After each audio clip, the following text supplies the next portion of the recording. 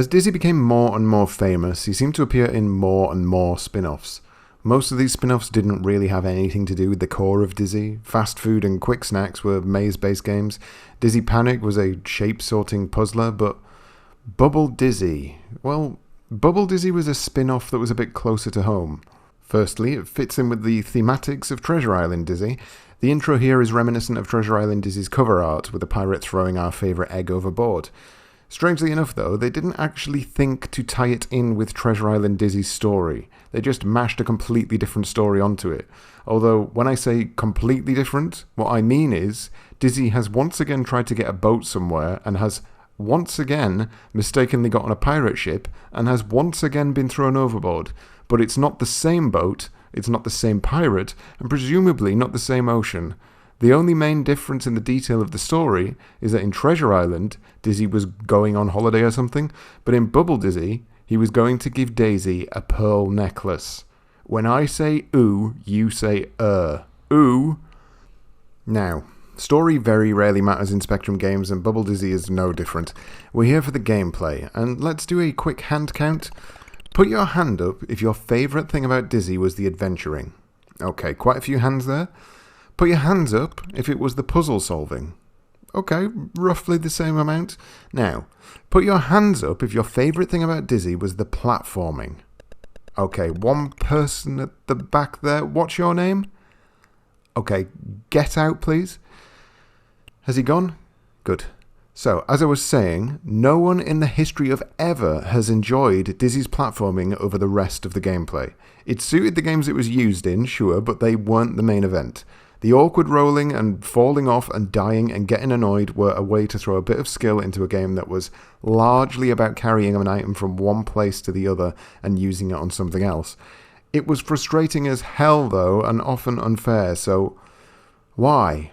Why in the love of all that is round would you shave off the bits that people enjoyed and boil it down to those frustrating parts? Look, I'll be upfront about this. I hated Bubble Dizzy when I was a kid. I found it stupidly difficult. I couldn't get past the second level, and I felt like I'd been had by the 80% score on the front of the box from Your Sinclair. I was enamoured with Dizzy, and putting that egg on the front cover would pretty much guarantee that I'd want it. Out of all of the spin-offs, this and maybe Dizzy Down the Rapids were the ones that stood out in my mind as the ones I disliked the most. Is that still true now, though?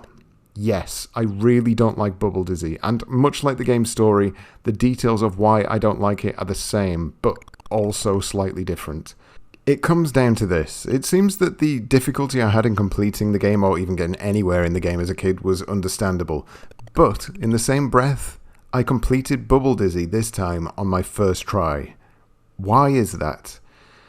Well, it's because the game is designed in a way that I honestly can't begin to fathom. I mean, it's a platform game, an arcade platform game. The idea is to get to the top of the level, but to do that you have to ride bubbles to the surface.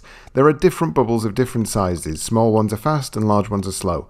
Each bubble only lasts a finite amount of time before it pops. If you jump off the bubble, it pops. There are platforms you can stand on. There are enemies that hurt you. You collect pearls for points. Your oxygen constantly drains unless you stand on a bubble until it pops to refill your oxygen.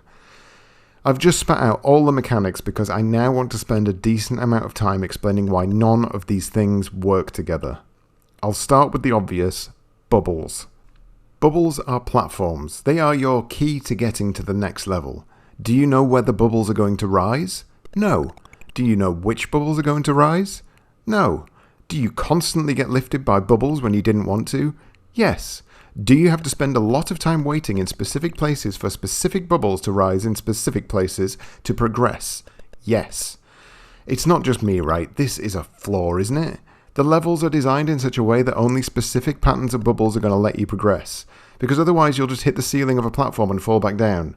So you're just waiting for a random event.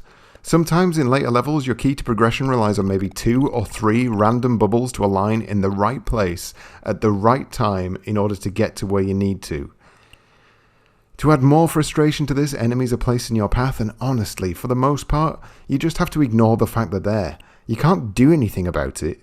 If you move or jump out of the way, your bubble will pop. which means you'll just have to wait for another bubble to arrive in the exact place you want. Or even worse, you'll fall all the way back down to the start and have to do it all over again. So just ignore them, because there's barely anything you can do to combat it. The placement of these enemies becomes more and more unfair as the levels move on.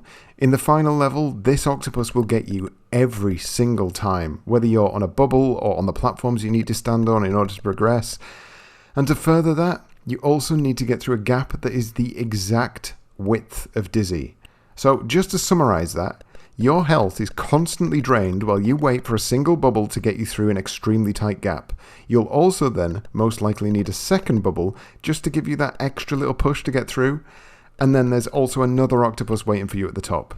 So if you lost too much energy to the previous octopus, you'll die.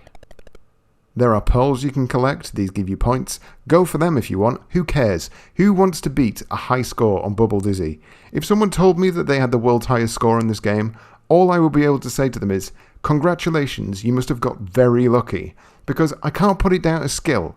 Maybe a minor amount? Maybe you could get really good at... I don't know. I honestly can't even think of an example of what you could get good at in this game. Oh, maybe like being able to see the bubbles that are rising through the platforms because they're almost invisible due to the amount of colour clash going on. Maybe you could get good at that. Well done. So yes, with sheer luck and perhaps an ability to see through walls, you can complete the game, and with plenty of lives to spare, but your reward for beating this random game of chance is to start back at level 1 and do it all over again. No, thank you. Once was more than enough. Nothing about this game works together to form a game I would consider as playable or fun. The oxygen bar or energy bar or whatever the hell it's meant to be can be refilled just by standing still.